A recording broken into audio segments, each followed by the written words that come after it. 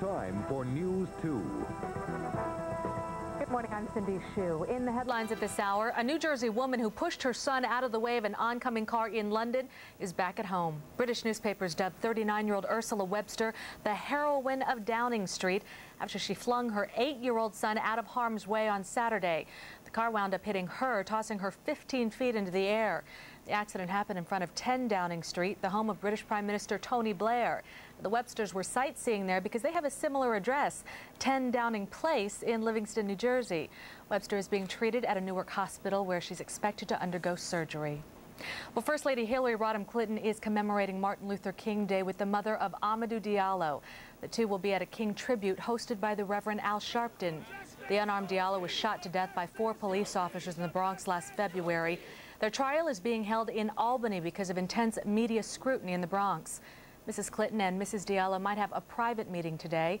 Mrs. Diallo refused to meet with Clinton's likely Senate opponent, Mayor Rudy Giuliani, in the wake of her son's death.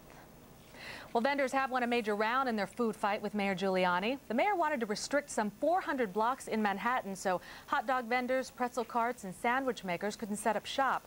But the city's street vendor review panel ruled that the vendors had a right to be there. The panel did lay down restrictions in Chinatown for fewer than 24 streets. The mayor had claimed he wanted to get rid of the vendors to help relieve overcrowding on city streets. But polls showed that people working in Midtown were generally in favor of the sidewalk vendors. Well, we're off to a chilly start this work week. Will it get any better? Ira has the answer after this. Time now to get a check on the forecast with Ira. Cindy, this cold morning is not going to improve much, even with all the sunshine we'll have. It'll be windy. We have a wind advisory in places gusting up to 50 miles an hour, and it's going to be cold. These are the temperatures, teens and 20s, but with the wind, we have a wind chill advisory. We'll feel the air, feel like anywhere from -15 to -35. And then tomorrow, we might see some snow flurries move into our area.